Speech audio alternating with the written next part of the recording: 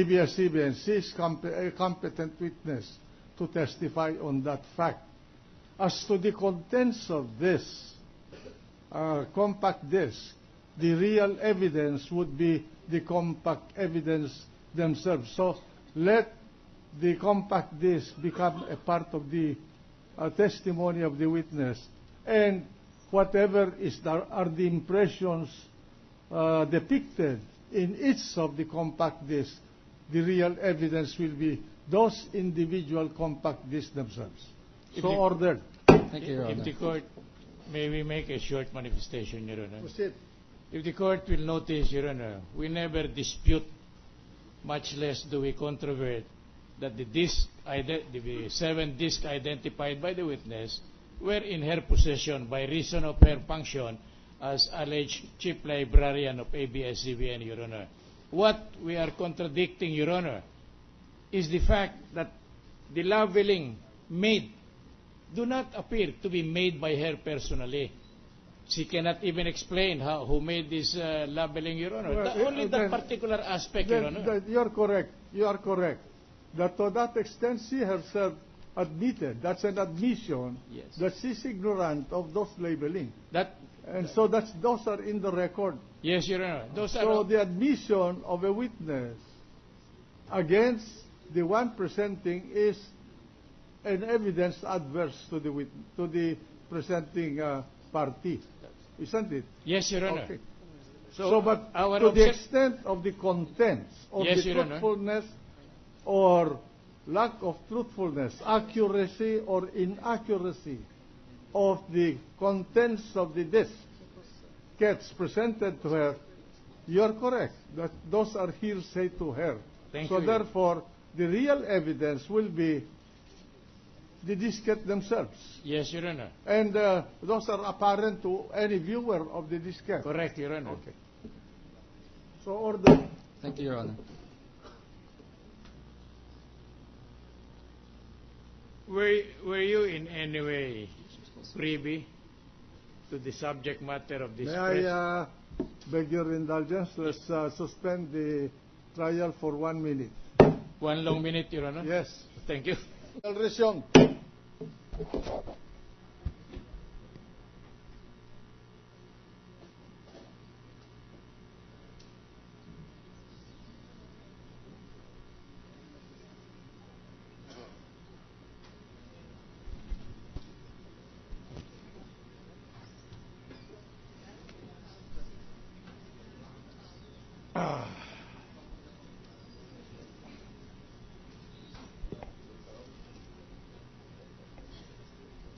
Counsel for the defense may continue with the cross-examination.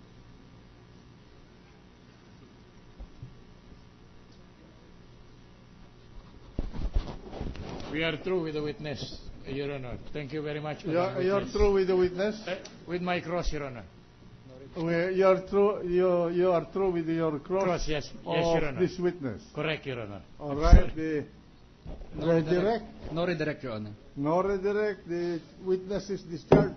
Thank you. Thank you.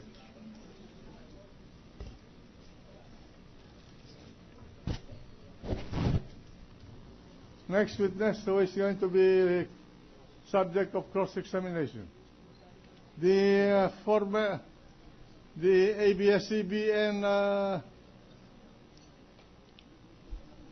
May we call, Your Honor, Danilo Dani Delio Sala. Edmund Losalia, Your Honor. Losalia. In order of appearance. Losalia. Order of Losalia. appearance. Yes, Your Honor. I think the defense has not finished the cross-examination of Losalia. Yes, Your Honor. Yes. So we will continue with Losalia. And then we go to the next cameraman of ABS-CBN.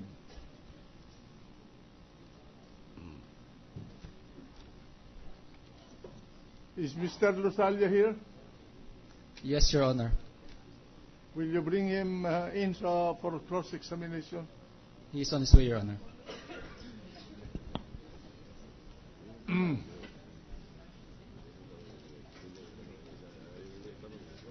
Nandito na pala si Mr. Dosalia, kaya kanina hindi ko na nakilala siya. Poging-poging ngayon. Thank you po. Under the same oath. Yes, Your Honor. All right. Proceed. With the court's kind permission, Your Honor. Proceed.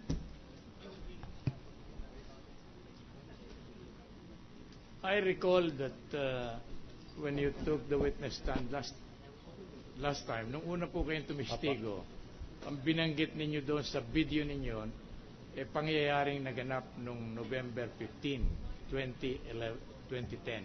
Yes po. Tama. At yun po Your Honor, may just make a minor objection, Your Honor. As to the date, since it will go into the record, Yes. the counsel mentioned November 2010. 2000.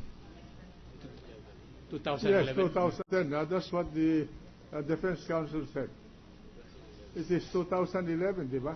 Yeah, 2000. I'm sorry, Your Honor. Yes. I stand corrected then. Thank you for the Thank you. suggestion. Correct. Go ahead. At no, may we continue now, Your Honor? Please, go ahead. Okay. And yung pong press conference na yon na inyong kinuna ng video, pagkatapos ng sesyon in bank ng kagalang-galang kataas-taasang hukuman. Tama ho ba yon? O hindi ninyo alam yon? Pakiulit po yung tanong, sir. At yung video ninyong, yung pangyayari na kinuna ninyo ng video noong November 15, 2011, pagkatapos lamang ng session in bank ng kagalang-galang o kataas-taasang hukuman. Alam mo ba ninyo yun o hindi? Hindi po, sir. O paano po nagkaroon paano ba nyo nakuna ng video to? Sa sarili ninyong kagustuhan o may nag-utos sa inyo? Utos ng inyong nakataas? Inutos lang po yun, sir, ng aking reporter na may press con po, kaya po kami tumakbo at nag-transfer po sa Supreme Court building. Sino po yung... Saan kayo nang galing? Sa DOJ Department po. Malayo yung Korte Suprema. Magkalapit lang, ano? kabila Halos magkalapit lang po, sige. Your Honor. Sino po yung nagsabi sa inyo na mayroong magaganap na press conference? Ang reporter ko po na si Miss Ina Reformina. The way I understood it, she was your immediate superior. Siya po ang superior ninyo. Yes, sir. Alright. Now, is there any particular importance of any event that you feel you are supposed to cover on that particular day? Meron ho bang mahalagang pangyayari na dapat ninyong makover na naganap nung araw na yon? November 15, 2011. Dito po sa duty ko sa Department of Justice at Supreme Court, everyday po kaming nandyan. At kung ano po yung nagiging issue o mga rallies sa labas, kino-cover po namin yon. Hindi ninyo sinasagot ang aking tanong sa inyo. Ang tanong ko sa inyo ay ganito. Meron ho bang hindi pangkaraniwang pangyayari na naganap noong November 15 na kinailangang coveran ninyo ng video, ng inyong video? O wala? Wala naman po. Wala. So hindi ninyo alam kung ano ang inyong coveran na yon. Hindi pa po.